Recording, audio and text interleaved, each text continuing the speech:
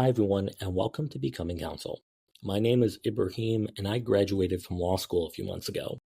In fact, I took the bar exam last week, and now that I'm in that weird waiting period between taking the bar and getting the results, I really wanted to take this time to document what it's really like to be a non-traditional law student going to law school part-time.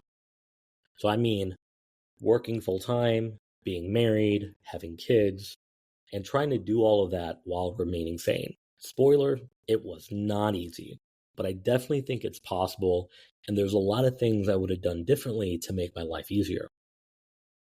But in this first episode, I wanted to answer the question that I get from pretty much everyone I meet. Why did you decide to go to law school? Well, on paper, it made no sense. I was already a director of tech. I was married. At the time, we wanted to start having kids. I was making good money. So why would somebody in my position want to walk into one of the most demanding academic experiences out there? Well, there's 3 stories behind that decision. So story number 1, let's call that the first spark. This is really talking about the first time I really got to really understand the impact of an attorney. So it was over a decade ago. I had a mentor of mine who passed away. He was a lawyer, and when he died, I was already up in New York doing some work, and so I decided to help his wife, who was also an attorney, kind of wind down his part of their small practice that they had. And while I was there, it really stuck out to me the amount of people that were coming in to pay their respects. And it wasn't just condolences, but people were showing up with foods and gifts and telling stories of the impact that that man had on their lives. It didn't feel like they were just clients, but they were people that were profoundly connected to him. And it was such a weird, for me, it was such a weird and just awe-inspiring experience that I had to ask his wife, like, why are these people coming and why are there so many people coming every day? And she basically told me that in 2008, during the housing crisis, her husband, who had been working at a big law firm, decided to leave his big law job and start up a solo practice. And he wanted to help people keep their homes. And really, instead of sitting back, he dove headfirst into real estate law. And he found unique ways to help them keep their homes until they could catch up on payments. And basically, she said he decided to become an expert overnight, and he really fought for those people. And that was the first time I really got a glimpse in terms of the impact that an attorney can make. And while I still did not understand their day-to-day, it was the first time in my life that I was actually considering that as an opportunity that I could potentially pursue in the future. Now, while that was interesting at the time, I had different goals I wanted to accomplish in my early 20s. I was young, I wanted to make money, and the concept of going back to school for another 3 years to get a law degree really wasn't that appealing.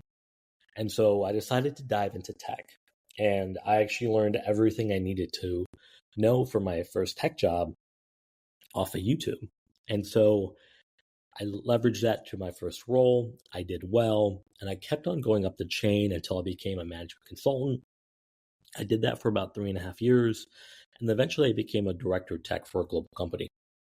Throughout that all, I got to learn a lot about technology, building products that excite customers, got to work with great teams, and really developed a lot of relationships with great mentors. But what really got me was my last project in consulting was 2.5 years at a Fortune 500 company where I spent 2.5 years of my life just building cart and checkout for them.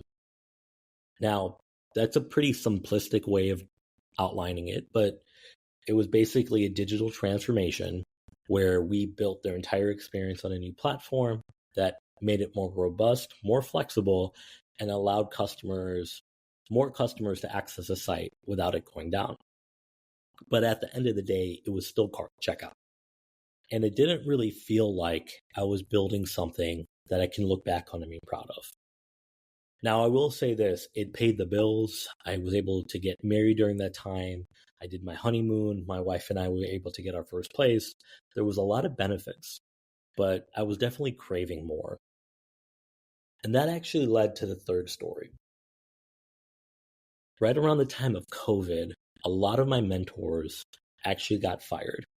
And this was during the time where Google, Facebook, Meta, all these big companies felt like they were laying off tens of thousands of people every other week.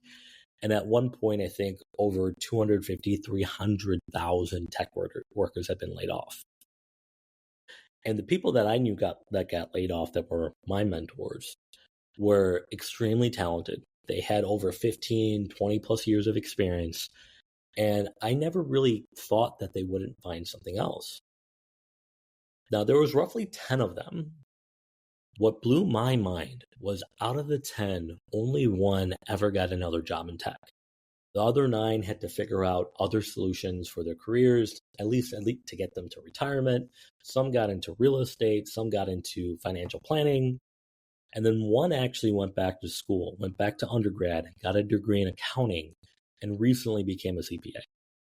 And so during all of that, I've reached out to my mentors and I've asked them what they would have done differently in their careers to really mitigate the risk of being impacted here. Now, initially, I thought they would recommend maybe doing an MBA, some other kind of master's degree, learning some technical skills. But across the board, they all said, get another skill set that can be a backup plan.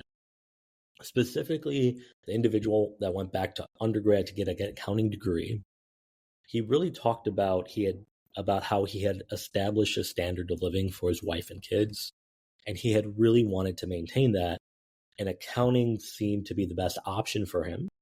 And it was something where he could create his own practice and really run his own firm and be able to design the life he wanted. And he could do that until well into his 60s and 70s, as long as his mind stayed sharp. So it was the combination of those 3 stories, my mentor, my desire to make a greater impact, and then seeing people older than me get impacted by layoffs and not being able to return to the technology sector, that really made me want to go back to school for something different than tech. And it really helped me focus on going to law school. And that was really what made me make that decision. Now, to go from making the decision to actually going, there was a lot of steps involved there. First off, I had to get my wife on board, which was definitely not an easy step because I had just finished my master's in management. I had been in school for the beginning of our marriage, and she was really excited for me to be done. And at the same time, we were talking about having kids. So it was a really interesting dynamic, but luckily for me, she was completely supportive. Quick side note, her father actually went to law school in his late 30s, finished in his early 40s. So she actually saw that experience as a kid. So she was a lot more informed than I think the average person. But it was definitely something that was a tough pill to swallow initially. Now, we made a deal at that point that I would only go to law school if I could go for free.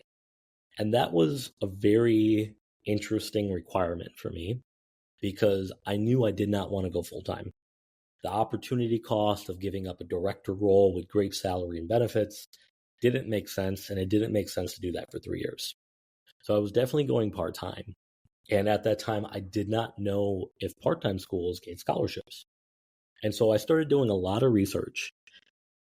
And I found that if your LSAT and GPA scores are roughly 1 standard deviation above the school's median, you can have a strong shot at some kind of scholarship. And then the higher that LSAT GPA combo is over their median, you have a greater potential of getting a significant scholarship or even a full ride. And so I studied smart, I took the LSAT, and then I applied strategically. I applied to 4 part-time programs.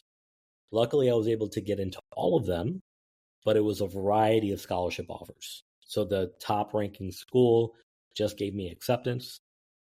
The next highest ranked school accepted me and gave me a $15,000 scholarship. The next one after that gave me an $80,000 scholarship.